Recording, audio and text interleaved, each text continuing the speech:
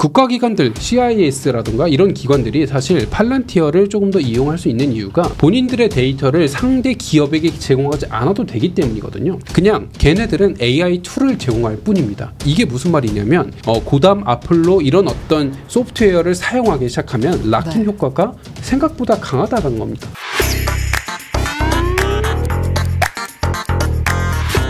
그러면 이제 저희가 얘기를 나눴던 이 엔비디아도 어쨌든 AI가 어디까지 확장이 될 것이냐라는 부분에서 AI 엔터프라이즈 산업을 강조하기도 했었는데 이 AI가 앞으로는 어떤 산업군에 조금 도입이 되고 확장될 가능성이 커질까요?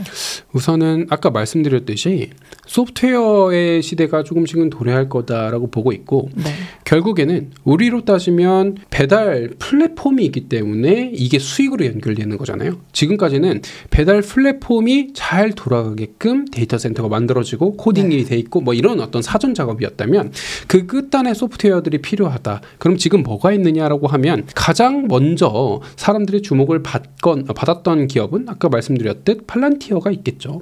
팔란티어 같은 경우에는 최근에 실적 발표를 했을 때 긍정적으로 보여줬던 모습이 얘네는 원래도 국방이라던가 이제 각 기관이라던가 나라들과의 계약을 체결하면서 전쟁에 있어서 강한 모습을 보였지만 그런 어떤 국가 기관들은 캡이 있어요. 더 수익성을 확장하기 어렵습니다. 근데 이번 팔란티어의 실적 발표가 긍정적인 이유는 민간 기업에 대한 적용력이 높아졌다라는 겁니다.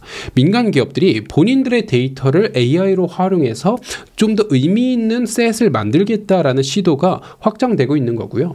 생각보다 아직까지는 시장에 많이 알려져 있지 않지만 올해는 사실 하드웨어 중심이었지만 많은 소프트웨어 기업들이 본인들의 서비스 제공을 위해서 되게 많은 노력들과 시도를 이미 하고 있습니다. 뭐 예를 들어 우버 같은 경우에도 최근에 우버는 어떻게 보면은 플랫폼이잖아요. 근데 전기 자동차가 상용화 된다. 특히 로보택시가 상용화 된다라고 했을 때 이 로보택시 어디서 부를 건데를 우버가 공략하고 있는 상황이거든요. 그런 쪽에 있어서 좀 더 의미가 있을 수 있다라고 보고 있고 아니면 소프트웨어가 들어갈 수 있는 소프트웨어 솔루션을 제공하는 기업들 같은 경우에도 규모가 아직 크진 않지만 예를 들어 몇 주 전에는 사실 그 관련된 기업들이 또 주가를 크게 상승하는 모습을 저희가 확인할 수가 있거든요.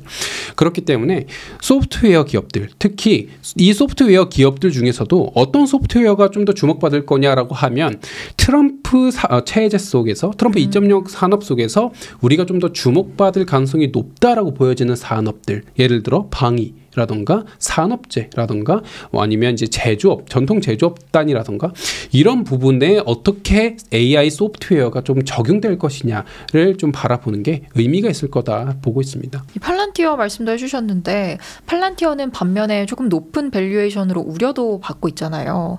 앞으로 성장 전망성은 좀 어떻게 보시나요? PER이 너무 높기는 합니다. 세 자리이니까. 사실 PER이 너무 높기는 한데 성장성은 저는 아까 말씀드렸듯 높다라고 봅니다. 왜냐하면 그동안에는 너무 안정적인 국가기관들만으로 장사를 해왔지만 이제는 민간 기업들로 확장하고 있는데 팔란티어의 긍정적인 면이 뭐냐라고 하면 내 데이터를 쟤한테 공개하지 않아도 된다라는 겁니다. 국가기관들 CIS라든가 이런 기관들이 사실 팔란티어를 조금 더 이용할 수 있는 이유가 본인들의 데이터를 상대 기업에게 제공하지 않아도 되기 때문이거든요. 그냥 걔네들은 AI 툴을 제공할 뿐입니다. 그러면 이 AI 툴을 이제 가져와서 그걸 데이터를 분석해서 좌표를 찍어주거나 이런 식이지 그 데이터가 공유되거나 유출될 가능성은 없어요. 그러면 이게 무슨 말이냐면 한번 팔란티어 관련된 고담이라던가 여러 가지 이제 시스템들이 있잖아요. 그런 고담, 아플로 이런 어떤 소프트웨어를 사용하기 시작하면 락인 효과가 생각보다 강하다는 겁니다. 이거에 한번 맞춰서 내 데이터셋을 여기에 커스터마이징화 시켜놨는데 다른 걸 쓰기가 좀 어렵다라는 거죠. 이게 국가기관뿐만이 아니라 민간 기업들에도 마찬가지일 텐데 내가 가지고 있는 이 데이터를 이용해서 나만 쓰고 싶지 다른 기업들 제공해주고 싶지 않잖아요. 그래서 이런 면에 있어서는 성장성은 저는 높다라고 보고 있습니다. 그러나 그 성장성이 지금의 PER을 담보할 수 있는 정당화할 수 있는 있는 밸류야? 라고 물어보신다면 높기는 합니다. 그래서 당연히 팔란티어 같은 경우에도 엔비디아처럼 잠깐 쉬어갈 수가 있겠죠. 그러면 좀 쉬어가는 과정에서 저희가 흔히 PER 밴드라고 부르는 밴드 차트 자체가 올라가면서 어느 정도의 밸류 부담을 좀 해소하는 국면은 있을 수가 있고요. 그 과정을 지나고 난 뒤에는 다시 한번 상승하는 또 모습, 이렇게 올랐다가 좀 조정했다가 올라갔다가 이렇게 우상향하는 모습을 좀 장기적으로는 그리지 않을까 기대하고 있습니다. 저는 개인적으로 좀 생각이 드는 거는 이 팔란티어라는 기업이 가지고 있는 비즈니스 모델의 특성상 미국 외의 기업으로 확장해 나갈 수 있을까 하는 좀 우려가 있거든요. 아무래도 조금 더 미국에 초점을 맞춰서 진행을 하고 있는 부분이기는 한데, 지금 사실 이거는 팔란티어뿐만이 아니라 대부분의 미국 내 AI 관련 기업들의 우려거든요. 그러나 아직까지는 이 우려가 큰 어떤 효과를 보지 못하는 이유는 AI를 실질적으로 많이 적용하고 사용하고 활용하는 국가가 아직까지는 미국밖에 없습니다. 유럽, 일본, 중국, 그러니까 이머징을 보면 아직 관련된 투자가 그렇게 많이 나오고 있지 않아요. 저희가 흔히 AI 빅테크 관련된 기업들, 미국 외 기업들 한번 얘기해봐 라고 하면 쉽게 잘 안 나오거든요. 그 이유가 뭐냐면 아직까지 당연히 유럽 경제가 최근에 좀 많이 어렵습니다. 최근에는 프랑스가 좀 시끌시끌하죠. 프랑스가 시끌하고 독일 같은 경우에는 제조업 PMI가 꾸준하게 부진하면서 전체적인 ECB가 이걸 어떻게 핸들링할 수 없는 조금 어려운 상황으로 가고 있습니다. 중국 같은 경우에는 아까 말씀드렸듯 부동산 관련 음성 부채로 인해서 지방정부 부채가 사실 해결되지 않으면 다시 한번 반등하기는 어려운데, 얼마 전에 사실 회의에서 얘네들의 어떤 재정부양책 같은 경우에도 10조 위안을 예상했는데 6조까지밖에 안 나왔고, 이거는 결국 음성 부채 해결을 위해서만 사용되는 재정안이었잖아요. 그럼으로써 중국은 다시 한번 회복이 있어서 시간이 좀 더 걸릴 거다, 아직은 어려울 거다라는 관점이 좀 지배적이고요. 이머징 마켓 역시도 미국의 성장세를 따라가는 것은 딱히 보이지 않습니다. 그러면 지금 각 나머지 국가들은 AI 관련된 반응, AI 관련된 성장을 좀 꿈꾸기보다는 자국의 경제를 우선 안정화시키는 게 먼저예요.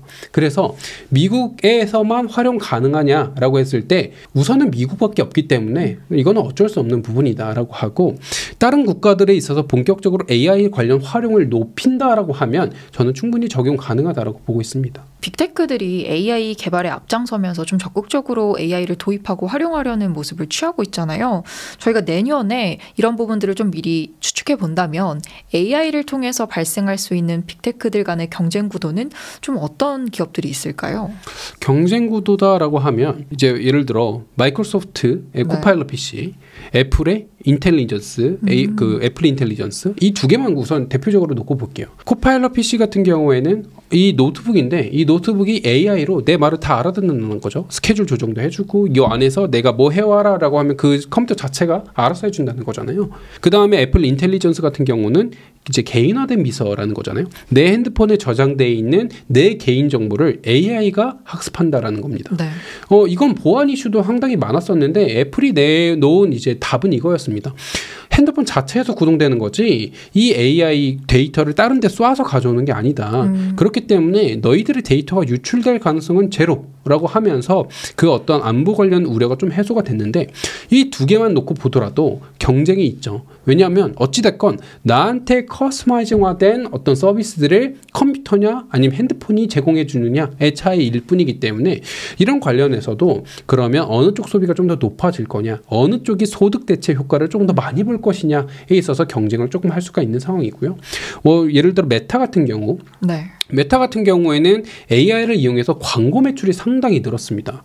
그러면 이 광고 매출을 계속해서 이제 타겟팅화하는 건데, 이 사람의 어떤 성향이나 20대의 성향을 보니까 이런 상품을 추천해 줬을 때 많이 벌던데, 그러면 이거 추천해야 되잖아 라는 어떤 AI 플랫폼을 이용해서 돈을 많이 벌었거든요.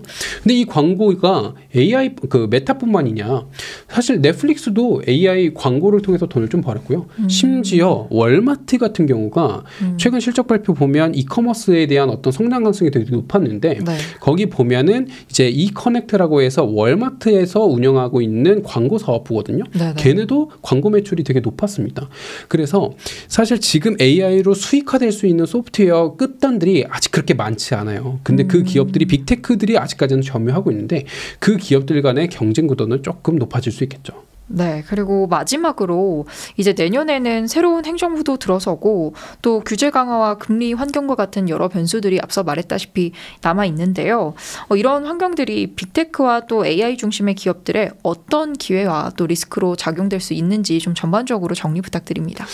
이거는 되게 이제 긴 내용일 수가 있는데 차근차근 그러면 정리를 해보자면 지금 트럼프 행정부의 핵심이 뭐냐? 사실 지금 트럼프의 행정부가 얘기하고 있는 게 되게 중구난방인 것 같은데 이건 되게 큰 줄기로 곁가지들이 네. 다 나오고 있는 겁니다.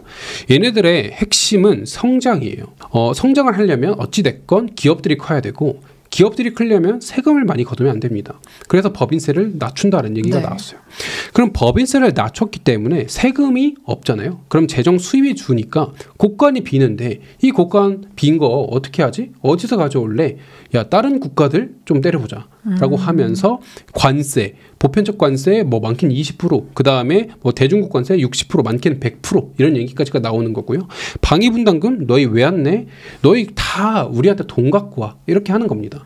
그래서 다른 나라들한테 돈 걷어서 이거를 충족하겠다라고 이제 생각을 하는 거고, 또한 성장을 하려면 소비가 많아져야 되는데 지금 불법 이민자들이 저소득층들의 어떤 일자리를 어느 정도 빼앗아 간 겁니다. 그러면 야, 불법 이민자들 너희 우리나라에 들어와서 너희 본국으로 송금 너무 많이 하잖아. 이거 왜 이렇게 하는 거야? 너희 다 나가. 게다가 코로나 이후로 너희 엄청 많이 들어왔지? 다 나가라고 하고 그 빈 일자리에 그럼 저소득 계층들에게 일자리를 돌려주는 겁니다. 그러면 두 가지 효과가 있는데 첫 번째로는 저소득 계층들이 소비를 할 수 있는 여력이 생기니까 당연히 소비 효과가 발생하고요. 두 번째로는 아까 고갈이 비기 때문에 좀 불필요한 지출은 줄여야 된다라고 생각하고 이 불필요한 지출 중에 하나가 메디케어와 같은 좀 복지 서비스 같은 경우거든요. 그러면 그전에는 이제 저소득층들에게 쿠폰 같은 걸 제공해 줬어요. 이게 일종의 뭐 식권 이런 것도 있을 수 있고 돈이 나갔는데 아무튼 그걸 좀 회수해도 그 사람들이 일자리를 가져가면 얘네들이 먹고 살만하다는 거죠. 그러면 너희들에게 제공하는 복지는 우리가 조금 거둬가도 되겠지? 이런 생각을 하는 겁니다. 전체적인 포커스가 성장에 맞춰져 있고 법인세라든가 관세라든가 이민자 정책이라든가 지금 주요 테마로 불리고 있는 것들이 다 여기 연결돼서 결국엔 하나의 줄기를 이루고 있어요. 트럼프가 얘기하고 있는 아젠다 47이라는 게 이거거든요. 그럼 성장이 핵심인데 이 성장, 뭘 성장시킬 거냐? 이제 국가 경제를 성장시킬 건데 이 성장의 핵심은 첨단 제조업 그리고 AI 이렇게 좀 나눠볼 수가 있습니다. 리쇼어링 왜 하는데? 나는 공급망 불안을 더 이상 가져가지 않겠어. 중국 뭐 이런 다른 어떤 미국과 친화적이지 않은 국가들의 공급망을 다 미국으로 가져와서 뭐 리쇼어링이라든가 니어쇼어링, 프렌드쇼어링을 통해서 나는 이 관련된 불안감을 좀 떨쳐내고 미국 자국으로 산업 살릴래. 이거는 첨단 제조업 관련돼서 좀 얘기를 하고 있는 거고요. 그래서 AI랑 첨단 제조업이 같이 살려면 너의 세금 너무 많지? 세금 좀 줄여줄게. 법인세 인하를 해줄게 라고 하면서 성장을 다시 한번 견인을 하는 거고요. 이 관점에서 AI는 좋을 수 있다. 빅테크는 좋을 수 있다라고 보고 있고, 법인세 인하 같은 경우에는 미국 과거를 놓고 보면은 총 이제 3차례 정도가 있었는데 1960년에 한 번, 2017년에 한 번, 그 다음에 이제 그 옛날에는 사실 의미가 없었던 시절이기는 합니다. 네. 그런 어떤 과거 사례를 보면 법인세 인하가 된 동시에 증시는 한번 다 펌핑을 해요. 쭉쭉쭉 오릅니다. 그리고 조금 더 산업별로 봤을 때 수혜를 보는 산업이 뭐냐라고 하면 그 시기를 좀 주도하고 있는, 예를 들어 1986년 같은 경우에는 오히려 다우존스가 법인세 인하 이후에 가장 높은 수익률을 보였거든요. 왜냐? 그때는 다우존스가 메인이었기 때문입니다. 그러나 2017년 같은 경우에는 나스닥과 S&P 같은 경우거든요. 그게 좀 더 주도주였기 때문이고, 산업도 AI, 그 다음에 커뮤니케이션 섹터 이런 쪽이 좀 더 주도였어요. 그래서 지금 AI 관련된 테마는 트럼프 체제 속에서는 좀 수혜를 받을 수 있다. 다만 중국이라든가 이런 어떤 밸류체인이 되게 복잡하게 얽혀있는 기업들은 불안할 겁니다. 예를 들어 테슬라는 사실 본인들의 기가팩토리가 상하이에 있잖아요. 그러면서 지금 일론 머스크가 얼마 전에 중국의 이제 국무총리랑 만나가지고 이제 관련된 좀 회담을 나눴다. 그래서 정보 효율부인 일론 머스크가 중국과 미국의 가교 역할을 할 것이다. 이런 얘기도 좀 나오고 있거든요. 그런 식으로 중국에 대한 어떤 사업 비중이 넓어진 기업들 같은 경우에는 좀 불안할 수는 있을 거다. 그러나 미국 내수 시장으로 좀 더 포커싱 되어 있는 기업들 같은 경우에는 조금 더 수혜를 받을 수 있다. 좀 이렇게 정리를 할 수 있을 것 같습니다. 네, 관련해서 잘 또 설명을 해주셨는데 그러면 TSMC는 어떻게 보시나요? TSMC 같은 경우에는 이제 대만에 있잖아요, 위치가. 뭐 당연히 TSMC에서 지금 엔비디아 같은 경우에는 대부분의 칩을 TSMC에서 생산을 맡기고 있는 상황이고 네. 밸류 체인에 있어서 좀 불안한데 이런 얘기가 있습니다. 중국이 대만을 언제 침공할 것 같냐? 대만은 그러니까 TSMC가 속해 있는 대만을 우리가 조금 봐야 되는데 대만은 크게 두 가지로 나뉘어져 있어요. 본성인과 이제 본성인이라든가 이제 그냥 쉽게 말씀드리면 원래 대만에서 거주하던 사람들 네. 그리고 옛날에 중국에서 넘어온 사람들 이렇게 이제 두 가지로 좀 나뉘어져 있거든요. 네. 그러면 이 두 가지 사람들이 사실 옛날에 중국에서 넘어온 사람들 같은 경우에는 대만의 정부가 친중이었으면라고 생각을 하고 있습니다. 그러나 반대 같은 경우에는 사실 중국에서 넘어온 애들 같은 경우가 별로 달갑지 않습니다. 왜냐하면 본인들의 터전을 뺏은 거니까요. 그 사람들 같은 경우에는 친미 정부가 들어왔으면 합니다. 얼마 전에 이제 대선 이미 대만에 이제 대선이 치러졌고 4년 정도 뒤에 다시 그러니까 총선이 있거든요. 그때 중국이 대만을 칠 거다라고 얘기가 나오고 있습니다. 왜냐하면 이미 대선 총선 한번 할 때 그때 한번 중국이 대만 칠 거다라는 얘기가 엄청 많았거든요. 저희가 기억을 스쳐가듯 한번 이제 지나가던 이슈였지만 그러나 이제 총선이 잘 마무리가 됐지만 이 정치적인 어떤 불확실성이 대만에 있어서는 되게 커요. 지금 네. 같은 경우에는 다행히도 아직까지 중국과 이제 미국 사이에서 되게 줄타기를 하고 있는 상황인데 이게 한쪽으로 쏠려버리면은 오히려 이제 TSMC 관련된 지정학적 리스크가 훨씬 커지는 상황이다라고 보여지고 있거든요. 미국은 사실 이 문제를 해결하기 위해서 파운더리 같은 경우를 다 미국으로 돌려와야겠다라고 생각을 하고 있는 거고 이거 관련해서 뭐 인텔 같은 경우가 되게 원래 투자를 많이 받았지만 좀 아쉽게 아직까지 퍼포먼스를 보이고 있지는 못하고 있는 상황입니다. 그러면 미국 입장에서 TSMC를 지키기 위해서 우선 단기적으로는 첫 번째로 할 수 있는 부분이 뭐냐? 대만 정부를 사수하는 거다라고 보여지고 있고요.